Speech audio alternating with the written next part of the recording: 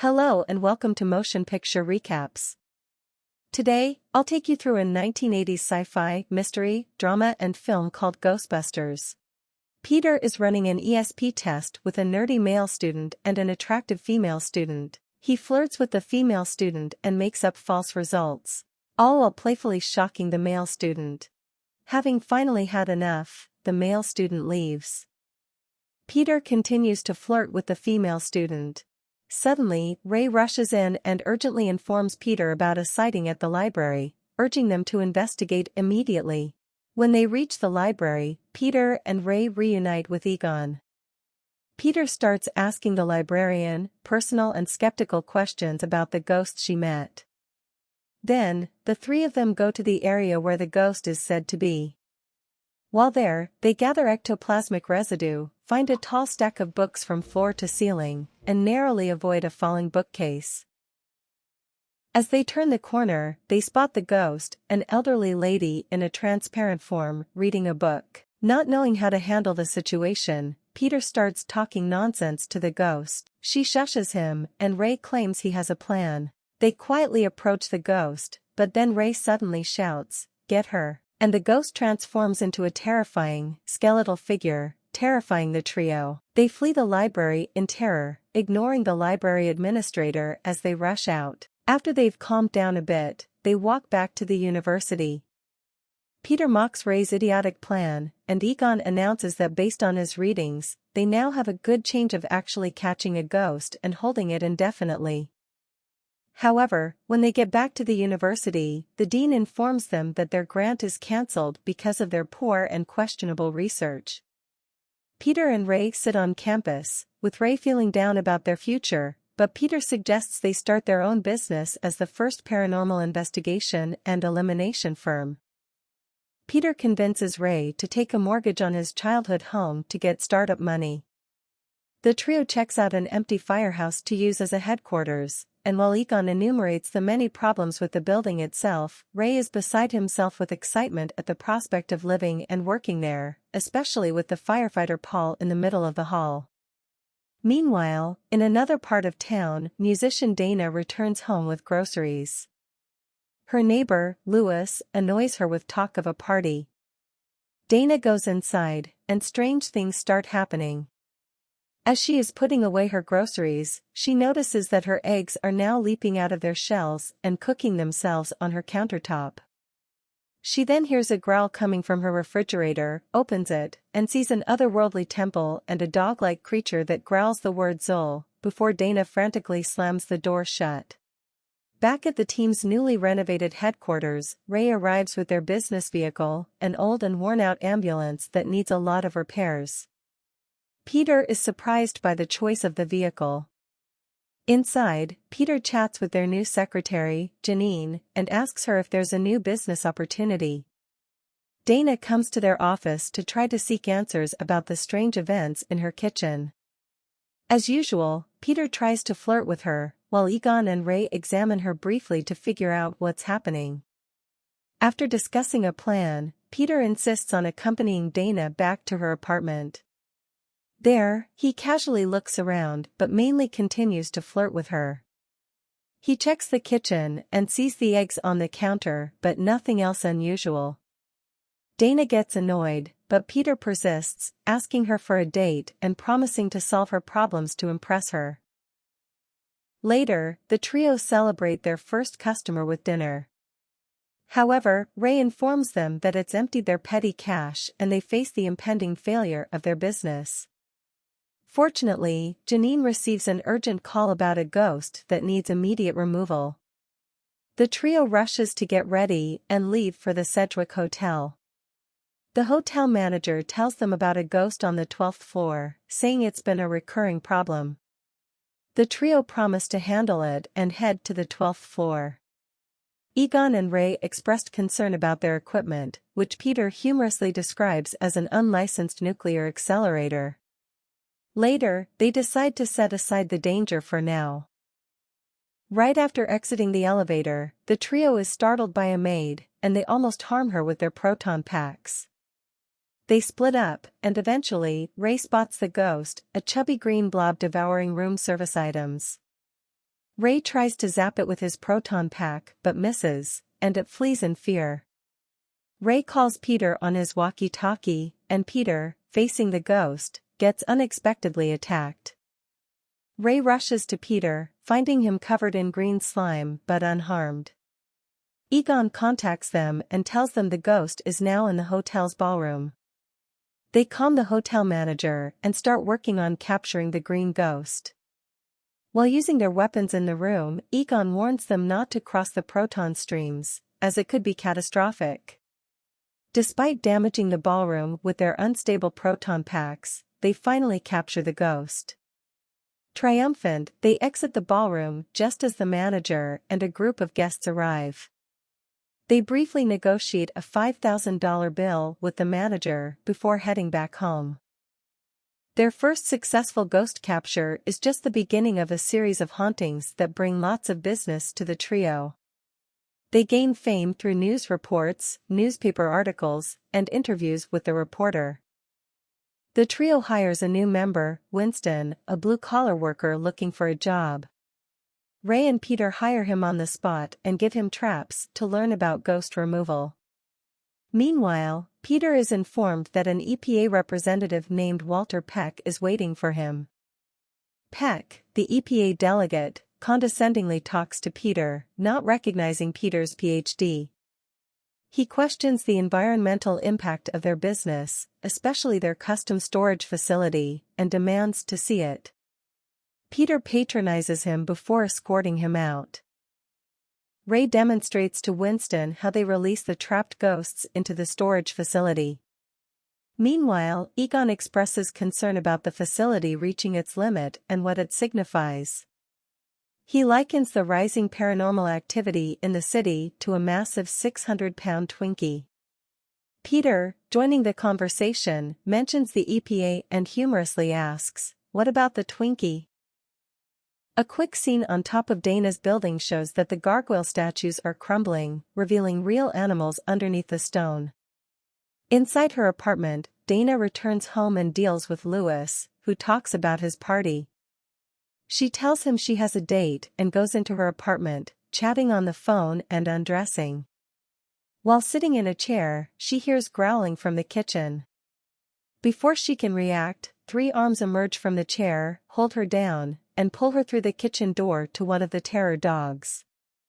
Another shot on the roof shows the gargoyles have completely crumbled, releasing whatever was inside.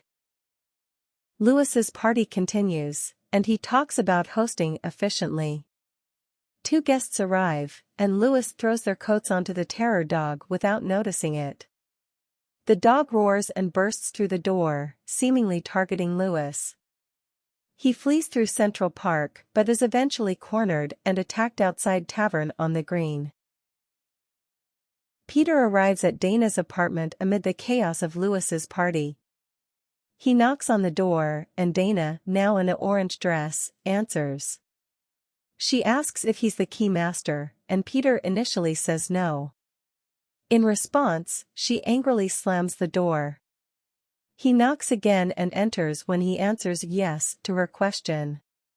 Dana reveals herself as Zol and speaks of the impending arrival of Gozer, the Destructor. Peter talks to her, resists her advances, and requests to speak with the real Dana. Initially, she coyly replies, "There is no Dana, there is only Zol," attempting to kiss him. However, Peter persists in trying to reach the real Dana, frustrating the possessed Dana.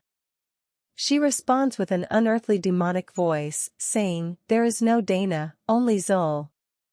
Peter sarcastically dismisses her and counts to 3, with each count revealing further signs of her possession, rolling her eyes, panting like an animal, and roaring like a demonic beast while floating above her bed.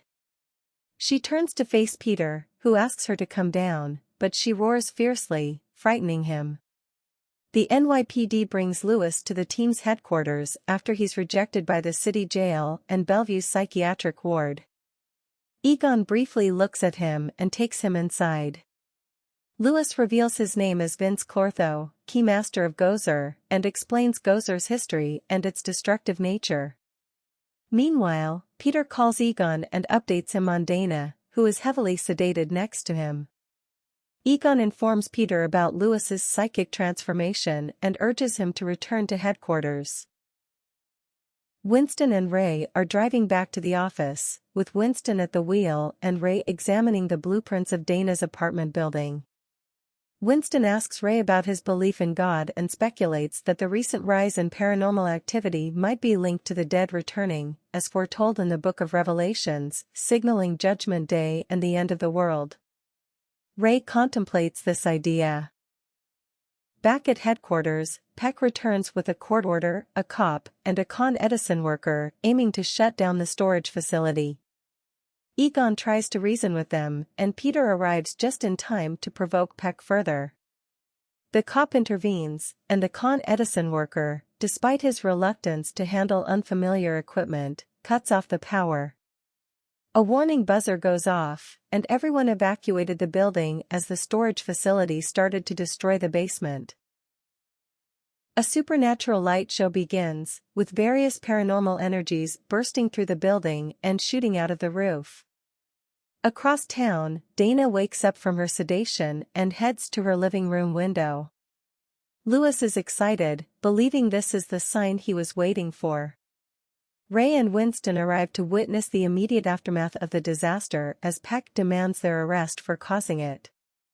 Egon, enraged by Peck's lies and lack of responsibility, attacks him, leading to everyone's arrest.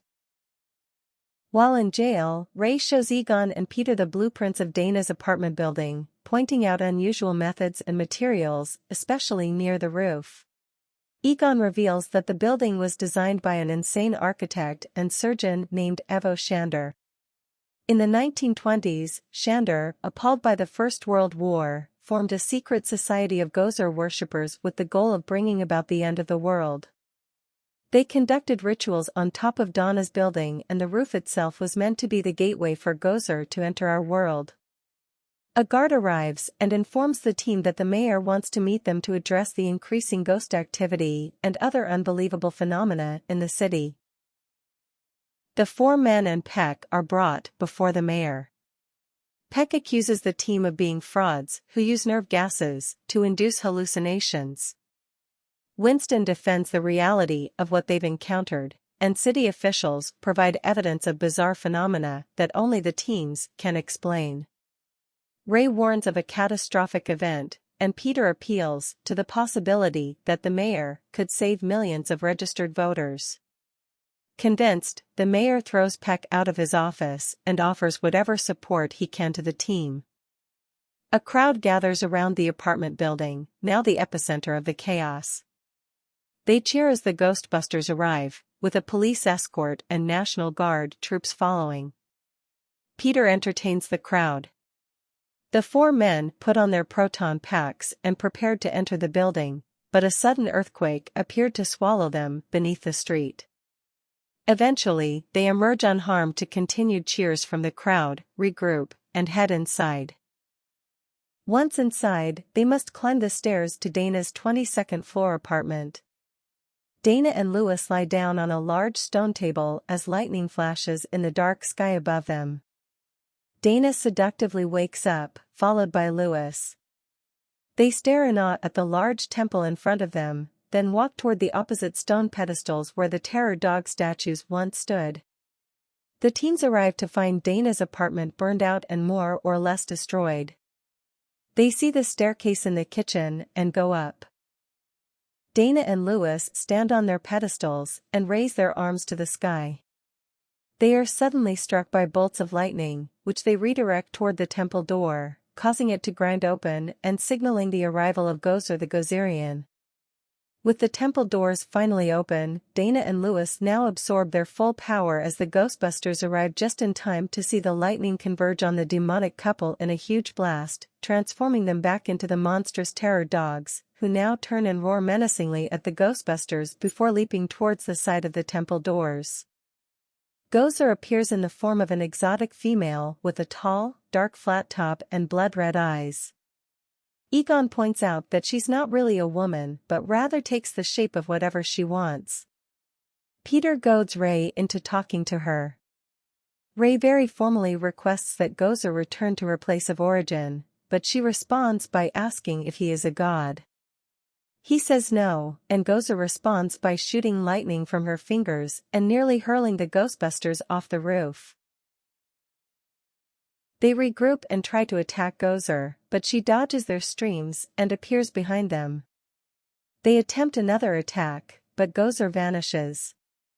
Thinking they've won, they start celebrating, but Gozer's voice demands they choose the form of the Destructor. Peter advises clearing their minds, but it's too late. Ray unintentionally thinks of something harmless, the Stay Puft Marshmallow Man. A colossal marshmallow man, 10 stories tall, starts stomping through the city, destroying everything. The Ghostbusters fire at him, setting Mr. Stay Puft on fire as he climbs the building, like King Kong. Desperate for a solution, Egon proposes a risky plan, crossing the streams to shut the door and eliminate Gozer's portal. They understand this might lead to their own demise, but decide to go through with it to save the world. Crossing the streams causes a massive explosion, obliterating the temple and the Stay Puft Marshmallow Man, covering the street in molten marshmallow, including a startled Walter Peck. On the roof, the team survive the explosion and crawl out from the debris, all covered in marshmallows. Peter believes Dana is gone, but her fingers break through the rubble, and they free her and Louis from the ruins of the animals. They leave the roof, and Winston joyfully exclaims his love for the city.